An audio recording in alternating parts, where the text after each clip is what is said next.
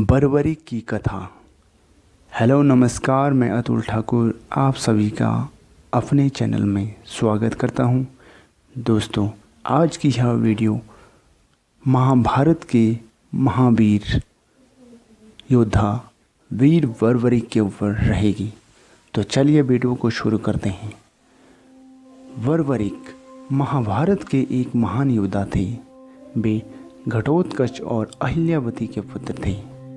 बर्बरीक को उनकी माँ ने यही सिखाया था कि हमेशा हारने वाले की तरफ से लड़ना, और वे इसी सिद्धांत पर लड़ते भी रहे। बर्बरीक को कुछ ऐसी सिद्धियां प्राप्त थी जिनके बल से पलक झपकते ही वे महाभारत के युद्ध में भाग लेने वाले समस्त वीरों को मार सकते थे। जब वे युद्ध में सहायता देने आए तब इनकी शक्ति का परिचय प्राप्त कर श्री कृष्ण जी ने अपनी कूटनीति से इन्हें रणचंडी को बलि चढ़ा दिया।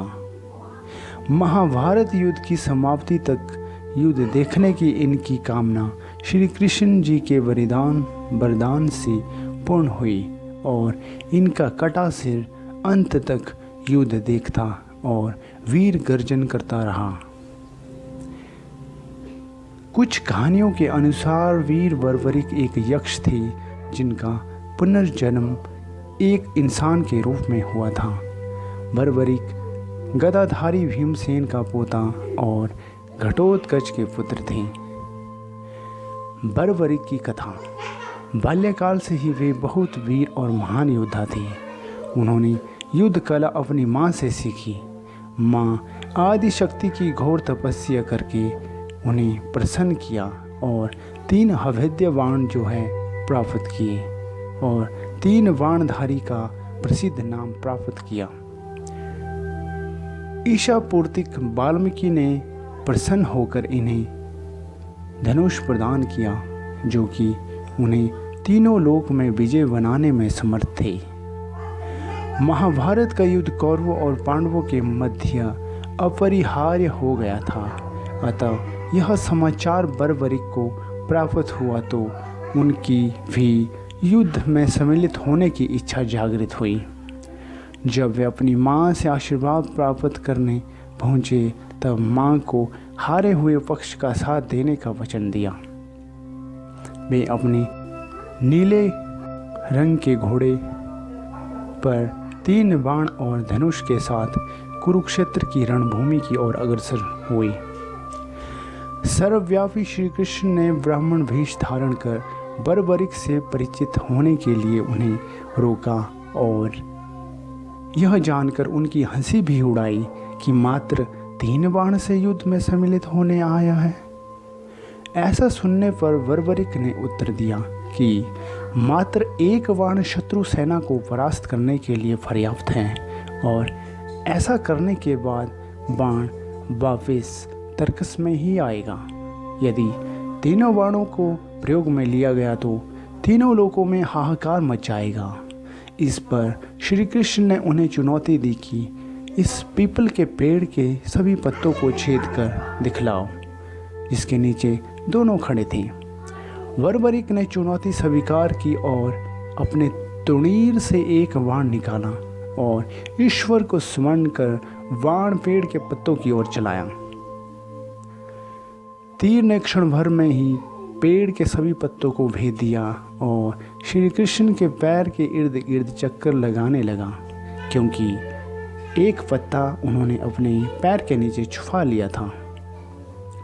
बर्बरीक ने कहा कि आप अपने पैर को हटा लीजिए, वरना ये आपके पैर को चोट पहुंचा देगा। श्री कृष्ण ने बालक बर्बरीक से पूछा कि वह युद्ध में किस ओर से सम्मिलित होगा, तो बर्बरीक ने अपनी माँ को दिए वचन को दोहराया और कहा कि वह युद्ध में उस ओर से भाग लेगा जिस ओर से सेना निर्बल हो जाएगी और हार की ओर अग्रसर होगी। श्री कृष्ण जानते थे कि युद्ध में हार तो कौरवों की ही निश्चित है, और इस पर अगर बर्बरीक ने उनका साथ दिया तो परिणाम उनके पक्ष में ही होगा। ब्राह्मण वेश में श्री कृष्ण ने बालक से दान की अभिलाषा व्यक्त की।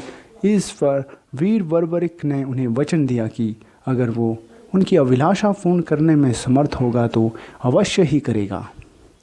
श्री कृष्ण ने उनके शीश का दान मांगा। बालक वीर बर्बरिक क्षण भर के लिए यह सुनकर चकरा गया, परंतु उसके अपने वचन की दृढ़ता जताई। बालक बर्बरिक ने ब्राह्मण से अपने वास्तविक रूप से अवगत कराने की प्रार्थना की और श्री कृष्ण के बारे में सुनकर बालक ने उनके विराट रूप के दर्शन की अभिलाषा व्यक्त की। श्री कृष्ण ने उन्हें अपना विराट रूप दिखाया। उन्होंने बर्बरिक को समझाया कि युद्ध आरंभ होने से पहले युद्ध भूमि की पूजा के लिए एक वीर वर क्षत्रिय के शीश के दान की आवश्यकता होती है। उन्होंने बर्बरिक को युद्ध में सबसे वीर की उपाधि से अलंकृत किया, अतएव उनका शीश दान में मांगा। बर्बरिक ने उनसे प्रार्थना की कि वह अंत तक युद्ध देखना चाहता है। श्री कृष्ण ने उनकी यह बात स्वीकार कर ली। फाल्गुन माह की द्वादशी को उन्होंने अपने शीश का दान दिया। उनका सिर युद्ध भूमि के समीप ही एक पहाड़ी पर सुशोभित किया गया, जहाँ से बर्बरिक संपूर्ण युद्ध का जायजा ले सकते थे।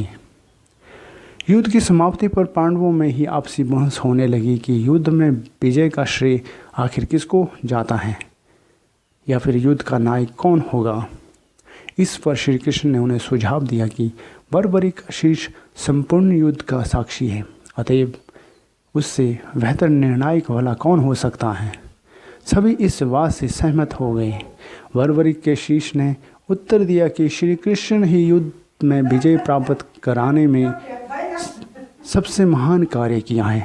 उनकी शिक्षा, उनकी उपस्थिति, उनकी युद्ध नीति ही निर्णायक थी।